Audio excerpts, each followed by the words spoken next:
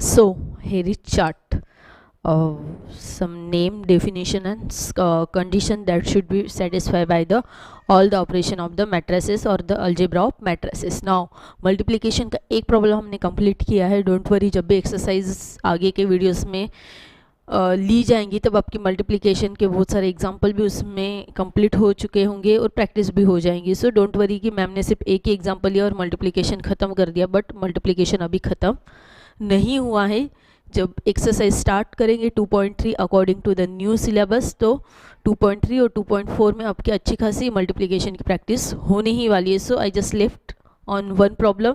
एक बार इस प्रॉब्लम को वापस लिखिए, रिवाइज करिए, खुद को पूछिए क्या गलतियाँ हो रही है, वापस वीडियो को देखिए कि कैसे परफॉर्म करना है, गाइडेंस मैट्रिक्स को देखिए, मल्टीप्लिकेशन परफॉर्म करिए. एक प्रॉब्लम से परफेक्ट होने के बाद आप एक्सरसाइज के ट्राई करो. नेक्स्ट वीडियो में हम एक्सरसाइज के प्रॉब्लम भी सॉल्व करने वाले हैं, उसमें आपकी मल्टीप्लिकेशन की अच्छी खासी प्रैक्टिस हो जाएंगी. एंड वो जो डाउनलोड बोला वो अपलोड है, सॉरी फॉर दैट, कि एक एक्टिविटी का वीडियो आपके लिए अपलोड किया जाएगा, मल्टीप्लिकेशन ऑफ मैट्रिक्स, जो आप देखना मत भूलिएगा, क्योंकि उससे आपके मल्टीप्लिकेशन के जो भी डाउट्स है, लॉजिक है, सब अच्छे से क्लियर हो जाएंगे. So here is chart in very short form and general notation, जो कि कॉम्पिटिटिव एग्जाम्स में हमेशा जनरल नोटेशन में डेफिनेशन वगैरह पूछी जाती है. So here is a in general notation the quick revision of the whatever operation we are completed on the matrix chapter. So first हमने ट्रांसपोज का कंप्लीट किया था. आप चार्ट के पास देखिए जो स्क्रीन पे जूम किया हुआ है. फर्स्ट हमने देखा था ट्रांसपोज का. ट्रांसपोज में क्या है जनरल नोटेशन की, if A is equal to a i j then A dash और ए डी क्या होता है, ए आई जे, बट बस ऑर्डर जो होता है आपका चेंज होता है. जो एम इंटू एन होता है वो एन इंटू यम होता है. जो हमने एग्जांपल लिया है वो अगर आप देखोगे तो आपको क्लियर हो जाएगा. ट्रांसपोज करने के लिए कुछ कंडीशन सेटिस्फाई होना ज़रूरी है क्या मैट्रिक्स के? नो. नाउ नेक्स्ट है इक्वेलिटी ऑफ मैट्रिक्स, जिसमें एक मैट्रिक्स होता है आपका ये, जिसका ऑर्डर होता है यम बाय एन. दूसरा मैट्रिक्स आपके साथ फॉर एग्जांपल है बी, जिसका जनरल नोटेशन है b i j n into m, m into n. अब ये जो ऑर्डर है वो सेम होना ज़रूरी है. Then for every i and j, a i j equal to b i j, जो भी करस्पॉन्डिंग एलिमेंट्स होते हैं वो इक्वल होते हैं. Then we can say A is equal to B. अब यहाँ पे क्या कंडीशन सेटिस्फाई होने ज़रूरी है? Same order. चार्ट बहुत ही अच्छे तरीके से बनाया गया है कि आप बहुत क्विक रिवीजन दे सकते हो एग्जाम को जाते वक्त या फिर चैप्टर रिवाइज करते वक्त. नाउ नेक्स्ट आता है एडिशन का. Again I have two matrix A and B in general form, order same होने ज़रूरी है. देन ए प्लस बी क्या होता है, जो भी करस्पॉन्डिंग एलिमेंट्स है आई और जे के लिए, for example a i j and b i j को आपको ऐड करना है और resultant matrix a plus b बनाना है for all i and j, जिसका भी ऑर्डर सेम होता है. कंडीशन कौन से सेटिस्फाई करनी है हमें? सेम ऑर्डर के होने ज़रूरी है. नेक्स्ट सब्ट्रैक्शन के लिए भी सेम है, बस प्लस को आप रिप्लेस कर दीजिए माइनस से. Now next is scalar multiplication. Scalar multiplication के लिए हमें सिर्फ एक ही मैट्रिक्स लेते हैं हम. फॉर एग्जांपल वो है a is equal to a i j of the order m into n, where k is any scalar, then k a is equal to हर एक एलिमेंट को दिस कांस्टेंट जो स्केलर है आपका, इससे मल्टीप्लाई करना ज़रूरी है. कोई कंडीशन सेटिस्फाई करना ज़रूरी है क्या? No. Now next and last in our list is the multiplication. Multiplication के लिए आपके पास है जनरल फॉर्म में एक matrix A is equal to a i j of order m into n, और सेकेंड मैट्रिक्स है B, b i j of order p into q. अब ये ऑर्डर हमेशा सेम होना ज़रूरी नहीं होता है, क्योंकि कंडीशंस ऐसी कुछ है नहीं.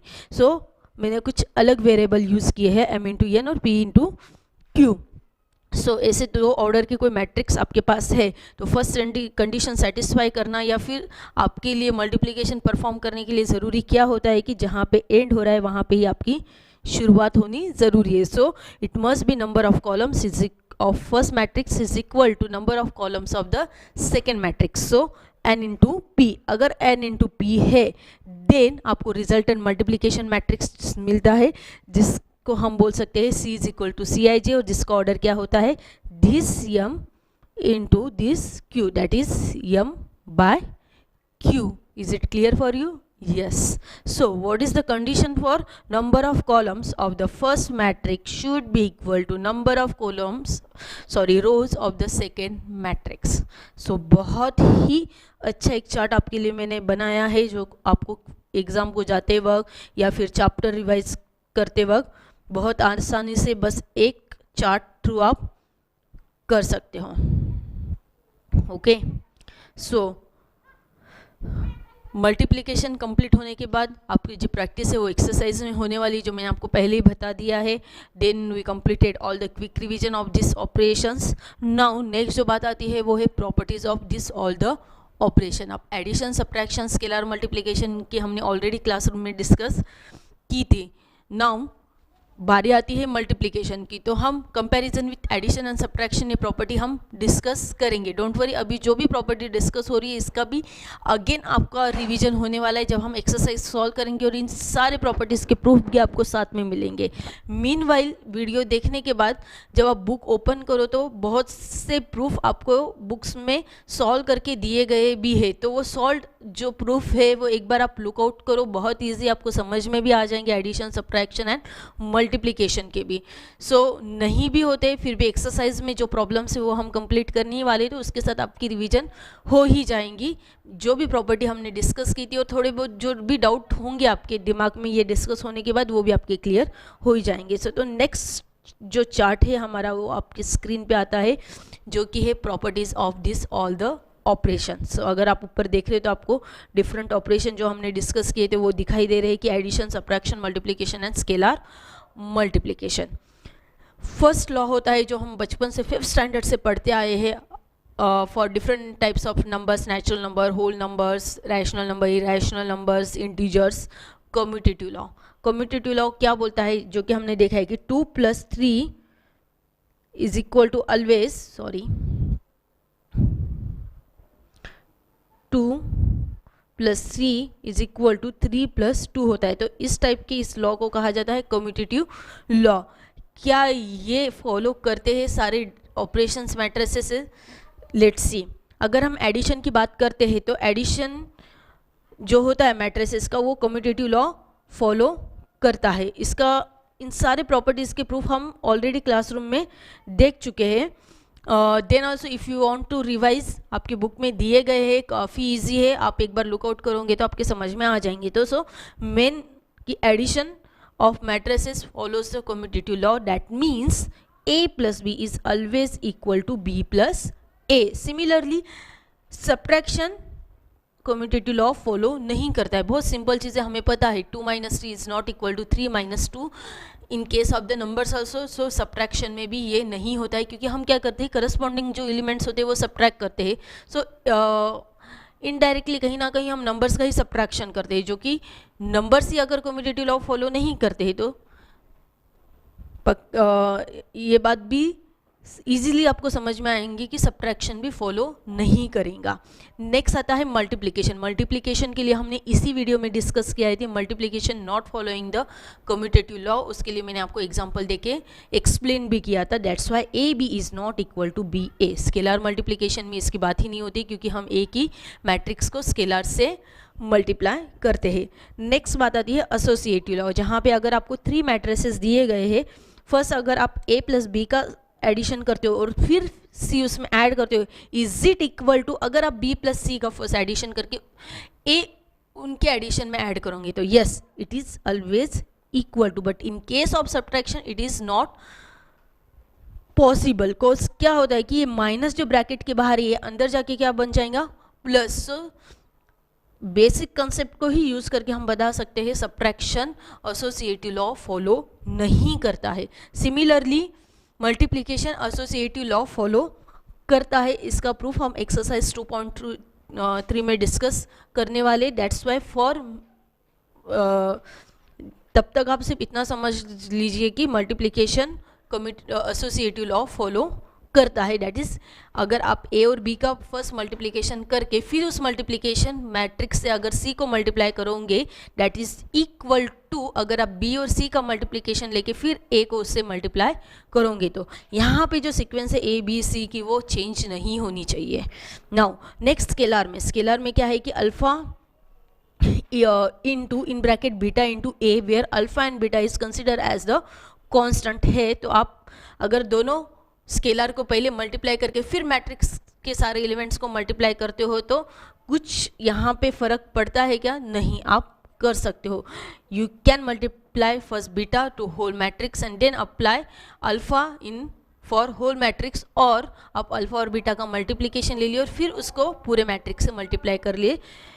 आपको मैट्रिक्स में कुछ भी चेंजेस नहीं मिलेंगे। नेक्स्ट प्रॉपर्टी आती है हमारी डिस्ट्रीब्यूटिव प्रॉपर्टी। अब डिस्ट्रीब्यूटिव प्रॉपर्टी की जब भी बात होती है तो हम दो ऑपरेशंस देखते हैं जो कि एडिशन सब्ट्रैक्शन में एक एक ही ऑपरेशन है, तो इसके लिए डिस्ट्रीब्यूटिव प्रॉपर्टी की बात ही नहीं होती है। सो डिस्ट्रीब्यूटिव प्रॉपर्टी के लिए हम डायरेक्टली जाते हैं मल्टीप्लिकेशन के पास। अब अभी तक हमने जब भी डिस्ट्रीब्यूटिव प्रॉपर्टी की बात की है 5th स्टैंडर्ड से for different types of numbers starting from the natural number, whole number, integers, irrational number, rational number, real number, जब भी हमने बात की है डिस्ट्रीब्यूटिव प्रॉपर्टी हमने एक ही देखी है, डिस्ट्रीब्यूशन कैसे करते हैं हम। Let's take a pen. अगर ए बी सी कोई 3 वेरिएबल्स है तो a in bracket b plus c it is always equal to a b plus a c. तो अगर आप इसको बी ए प्लस सी ए भी लिखते हो तो कुछ फर्क नहीं पड़ता है, क्योंकि क्या होता है कि मल्टीप्लिकेशन में बात करते हैं तो 2 into 3 is equal to 3 into 2। But जब हम मैट्रिक्स की बात करते हैं तो हम क्या देख रहे हैं कि मैट्रिक्स जो है वो आपका क्या है, कम्यूटेटिव लॉ फॉलो नहीं करता है, कम्यूटेटिव लॉ फॉलो नहीं करता है। तो इस वजह से जब भी हम डिस्ट्रीब्यूटिव प्रॉपर्टी की बात करते हैं मल्टीप्लिकेशन के लिए तो हमें डिस्ट्रीब्यूटिव के लिए दो डिस्ट्रीब्यूटिव के चीज़ देखने के लिए मिलते हैं। फर्स्ट आता है आपका लेफ्ट डिस्ट्रीब्यूशन एंड सेकंड आता है आपका right distribution. So left distribution में क्या है कि मैट्रिक्स ए जो है आपका फर्स्ट दिया गया है और नेक्स्ट ब्रैकेट में b प्लस सी दिया गया है। तो सिमिलरली जैसे ऑर्डर है फर्स्ट a है तो आपको फर्स्ट a ही लिखना है then b। So it is a b plus a c. a in bracket b plus c is equal to a b plus a c. यहाँ पे आपको जो भी सीक्वेंस दी है वो आपको चेंज नहीं कर सकते हो आप, that is called as the left distribution. जो कि आप डिजिट्स के लिए अगर लिखते हो फॉर एग्जाम्पल दिस वेरिएबल के लिए तो it will not change in the equation any meaning of the equation, but यहाँ पे वैलिडिटी आपकी चेंज हो जाती है इक्वेशन की इन केस ऑफ मैट्रिक्स। सो आपका राइट डिस्ट्रीब्यूशन क्या बोलता है, अगर आपको मैट्रिक्स ए ब्रैकेट के बाद दिया गया है तो आपको then also you are not allowed to the change the given sequence. तो अब आपका इक्वल टू क्या आएगा, बी ए प्लस सी। अब ये ऐसे क्यों होता है, क्योंकि कम्यूटेटिव प्रॉपर्टी मल्टीप्लिकेशन नहीं फॉलो करता है in case of matrix. That's why हम डिस्ट्रीब्यूशन के दो प्रॉपर्टीज देखते हैं यहाँ पे, लेफ्ट डिस्ट्रीब्यूशन और राइट डिस्ट्रीब्यूशन। बस नाम नहीं भी याद रखोगे तो ये सीक्वेंस हमें यहाँ पे चेंज नहीं करना है, इतना आपको याद रखना है। ब्रैकेट पहले दिए तो उस मुताबिक ही आपको इक्वल टू इक्वेशन लिखनी है। नाउ नेक्स्ट स्केलर मल्टीप्लिकेशन में अगर कोई दो स्केलर का एडिशन और सब्ट्रैक्शन इन ब्रैकेट दिया एंड देन ए दिया गया है तो उसका डिस्ट्रीब्यूशन कुछ इस तरीके से होता है, और दो मैट्रिसेस का एडिशन और सब्ट्रैक्शन ब्रैकेट में देकर अगर स्केलर बाहर दिया गया है तो उसका डिस्ट्रीब्यूशन कुछ इस तरीके से होता है। सो दैट हमने ऑलरेडी क्लास में डिस्कस किया है तो मैं इतना डेफ नहीं जाऊँगी, और ये ईजी भी है बहुत क्योंकि आपने ऑलरेडी दो एक्सरसाइज कंप्लीट करके मुझे भेजी है। सो नेक्स्ट प्रॉपर्टी आती है आपकी आइडेंटिटी लॉ। आइडेंटिटी लॉ क्या बोलता है, आइडेंटिटी लॉ का मतलब एक ही है, बहुत ईजी। आईने में अगर आप खुद को देखते हो तो आप खुद ही दिखते हो। ऐसा कुछ addition subtraction multiplication in case of operation करते हो और वही मैट्रिक्स वही नंबर वही जिस बारे में भी हम आइडेंटिटी लॉ डिस्कस करें अगर वही मिलता है तो what particular things you are adding subtracting multiplying उसको हम क्या बोलते हैं, उसकी identity. Now in case of addition अगर मैं एक कोई जीरो मैट्रिक्स लेती हूँ दैट इज नल मैट्रिक्स जो मैं ए में ऐड करती हूँ जो कि सेम ऑर्डर है as the a is there. So अगर मैं ऐड करती हूँ तो मुझे ए ही वापस अगर मिलता है तो ऐसा मैट्रिक्स ए की है वो है जीरो मैट्रिक्स। सो अगर मैं जीरो मैट्रिक्स ही कोई मैट्रिक्स में ऐड करती हूँ ऑफ सेम ऑर्डर तो मुझे वही मैट्रिक्स वापस मिलेगा। फॉर एग्जाम्पल मैं आपको बताती हूँ कि let's take a pen. Okay so अगर मेरे पास 1 2 3 4 5 0 इस तरीके का कुछ मैट्रिक्स और सेम ऑर्डर का एक जीरो मैट्रिक्स मैंने कंस्ट्रक्ट किया है जो कि मैं उसमें ऐड कर दूँ तो 1 + 4 1 4 plus 0 4, 2 plus 0 2, 5 plus 0 5, 3 plus 0 0, 0 plus 0 0. So I'm getting again the same matrix. So that's why a plus 0 is equal to 0 plus a is equal to a. So यहाँ पे O is what? Is a null matrix of the same order whatever the given matrix is there. So हम O को बोल सकते हैं identity, और we can say the additive identity, क्योंकि ये हम एडिशन के लिए अप्लाई कर रहे हैं. तो एडिशन के लिए उसका आईना क्या है? null matrix of the same order whatever matrix is given in your problem sum. Okay. Now subtraction के लिए ऐसी कोई आइडेंटिटी का लॉ दिया गया नहीं है. नेक्स्ट आता है आपका मल्टीप्लिकेशन. मल्टीप्लिकेशन के लिए आइडेंटिटी क्या है कि आप दिए गए मैट्रिक्स को अगर उसके ही सेम ऑर्डर की अगर आइडेंटिटी मैट्रिक्स कंस्ट्रक्ट करके मल्टीप्लाई करोगे तो आपको वही मैट्रिक्स मिलता है. नाउ दैट सेम थिंग, इसका प्रूफ बुक में दिया गया है. एक बार आप ओवरलुक कीजिए, बहुत इजी आपको समझ में आ जाएगा. बस आपको प्रॉपर्टी यहाँ पे याद रखनी है कि a i is equal to i a is equal to a. एक बार आप देख लीजिए, आपको समझ में आ जाएगा. नहीं भी आता है या फिर आप, मुझे कॉन्फिडेंस है कि आपको आ ही जाएगा, फिर भी हम वापस इस प्रॉपर्टी का बहुत यूज़ करने वाले हैं. बहुत important property in case of the matrix, जिसका हम इन्वर्स कैलकुलेट करने के लिए इस प्रॉपर्टी का यूज़ करने वाले हैं. सो ये प्रॉपर्टी आपको कभी भूलना नहीं है कि मल्टीप्लिकेशन के लिए उसकी आइडेंटिटी क्या है? Identity matrix of the same order. So a i is equal to i a is equal to a. So matrix के लिए मल्टीप्लिकेटिव आइडेंटिटी क्या बनती है? Identity matrix. So in case of scalar no need to discuss this identity law. So हमें अभी क्या समझ में आया कि O is the additive identity and I is the multiplicative identity. Is that clear? Yes. So next property आती है inverse law. Inverse law क्या बोलता है? अगर कोई मैट्रिक्स दिया है और अगर उसका हम इन्वर्स कुछ लेके उसमें ऐड करते हैं तो आपको अगर 0 मिलता है तो उसको उसका इन्वर्स कहा जाता है. फॉर एग्जाम्पल, अगर मेरे पास 2 है तो 2 में मैं ऐसा क्या ऐड करूँगी तो मुझे 0 मिलेगा? -2. इसीलिए इस -2 को क्या कहा गया है? 2 का इन्वर्स. सिमिलरली मैट्रिक्स में ऐसा कुछ है क्या? यस, मैट्रिक्स में अगर कोई एक मैट्रिक्स आपको दिया गया है A, अगर आपको कोई मैट्रिक्स दिया गया है A और आप अगर उसमें -a जो कि -1 आउटसाइड है गिवन मैट्रिक्स के, अगर ऐड करते हो तो आपको डेफिनेटली 0 मिलता है in case of addition. So this is called as the inverse law. Similarly अगर आप मल्टीप्लिकेशन में कोई दिया गया मैट्रिक्स A है और एक कोई 0 मैट्रिक्स लेते हो और उसको मल्टीप्लाई करते हो, यहाँ पे जब भी हम आइडेंटिटी या फिर नल मैट्रिक्स लेते हैं O, ये बात याद रखनी चाहिए कि हमें ऐसा ही मैट्रिक्स लेना है जो कि मल्टीप्लिकेशन के लिए सुटेबल हो या फिर कंडीशन सेटिस्फाई करता है मल्टीप्लिकेशन होने की, जो कि हमने पहले डिस्कस की है. सो अगर हम ऐसे लेते हैं तो हमें 0 मिलता है. So this is O is the inverse for multiplication and -a is the inverse for addition.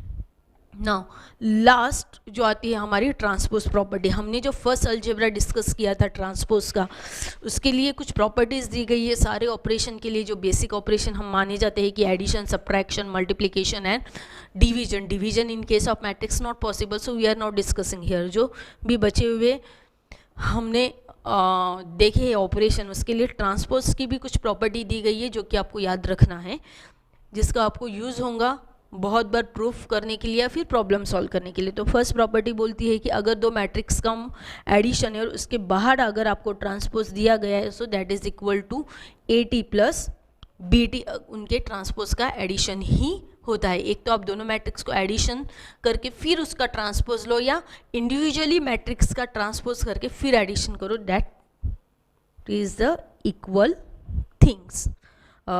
This proof is also we will see in exercise 2.3. So don't worry, हम सब चीज़ों का प्रूफ देखने वाले हैं. वैसे प्रॉपर्टीज़ बहुत ईजी, आप एक बार चार्ट लर्न करने के लिए भी बहुत ईजी, इतनी ईजी तरीके से आपके लिए कंस्ट्रक्ट किया है मैंने. नेक्स्ट आता है मल्टीप्लिकेशन. मल्टीप्लिकेशन के लिए अगर आपको कुछ दो मैट्रिक्स का मल्टीप्लिकेशन दिया गया है और देन ट्रांसपोज करने के लिए कहा गया है, so that is equal to BT into 80। बस करना क्या है, यहाँ पे आपका जो ऑर्डर है मल्टीप्लिकेशन का वो चेंज करना है। सो आप दोनों मैट्रिक्स का मल्टीप्लिकेशन लेके उसका ट्रांसपोज करो, that is always equal to दोनों मैट्रिक्स का ट्रांसपोज लो, बट जो ऑर्डर है ए बी उसको बस चेंज कर दो बी ए, और उनके ट्रांसपोज का मल्टीप्लिकेशन कर लो, that is nothing but the equal things. Okay, so addition में ऐसा कुछ सीक्वेंस चेंज नहीं होते, बट मल्टीप्लिकेशन में आपको सीक्वेंस चेंज करनी है अगर इक्वेशंस आपको इक्वल करने हैं तो। नाउ अगेन कुछ स्केलर है आपको आपके मैट्रिक्स में मल्टीप्लिकेशन के लिए, और उसका ट्रांसपोज दिया है, तो that is equal to K80, क्योंकि सारे एलिमेंट्स को मल्टीप्लाई करते हैं। तो बहुत सिंपल चीज़ें जो आपको समझ में आ जाएंगी। So here is the another chart we discuss about the properties of the different algebra of the matrices and their properties. जो भी हमने ऑपरेशंस देखे हैं वो है addition, subtraction, multiplication and scalar multiplication. Whatever property we discuss are the commutative law, associative law, distributive law, identity law, inverse law and transpose property. First हमने revision करते वक्त सारे बेसिक ऑपरेशन के general notation के साथ और उसके conditions के साथ हमने पूरा टेबल डिस्कस किया है। आप यहाँ पे वीडियो को पॉज करके ये टेबल नोट डाउन भी कर सकते हैं। दिन में 1 या 2 बार आप ये वीडियो पढ़िए तो आपको डेफिनेटली सारे ऑपरेशन आपके दिमाग में फिट हो जाएंगे। एक जो फर्स्ट वीडियो में चार्ट लिया था, again this 2 chart will revise whole chapters, और इसके बाद में आपको बस और 2 चार्ट्स मिलने वाले हैं, या फिर मैं क्या वो सिर्फ एक चार्ट में ही आपको पूरा चैप्टर रिवाइज हो जाएगा। सो बस जब भी चैप्टर रिवाइज करना है ये 2 पेजेस देख लो, या ये 2 या 3 चार्ट्स देख लो, आपको पूरा चैप्टर रिवाइज हो जाएगा। वीडियो को पॉज करो, नोट डाउन करो, रिवाइज करो। मल्टीप्लिकेशन का एक आपको प्रैक्टिस करनी है, जो भी सेम एग्जाम्पल लेके करना है। बाकी मोर प्रैक्टिस हम करने वाले एक्सरसाइज 2.3 में नेक्स्ट वीडियो में। आफ्टर नोटिंग दिस चार्ट आपको प्रॉपर्टी का भी जो भी ये चार्ट दिया गया है, मैं जूम करके करूँ, यहाँ पे वीडियो को पॉज करिए और पूरा नोट डाउन कीजिए और प्रॉपर्टी का पूरा ओवरलुक कीजिए। एडिशन, सब्ट्रैक्शन, मल्टीप्लिकेशन की एडिशन, सब्ट्रैक्शन और स्केलर मल्टीप्लिकेशन की प्रॉपर्टी हमने पहले ही डिस्कस की थी क्लास में। So you are very clear about this all the property, you already solve exercise 2.1 and 2.2 based on this exercise this properties of this 3 operation. Multiplication की कुछ नए प्रॉपर्टीज हमने डिस्कस किए, जिसके प्रूफ एंड कुछ इन डिटेलिंग हम देखेंगे एक्सरसाइज 2.3 में। अब बचे कुछ प्रूफ है जो हम नेक्स्ट वीडियो जब आप देखोगे तो उसके स्टार्टिंग में हम बचे हुए कुछ इंपॉर्टेंट रिजल्ट डिस्कस करने के बाद एक्सरसाइज 2.3 स्टार्ट करेंगे, जो कि इस टेबल के नीचे लिखी जाएंगी कुछ सम इंपॉर्टेंट रिजल्ट्स।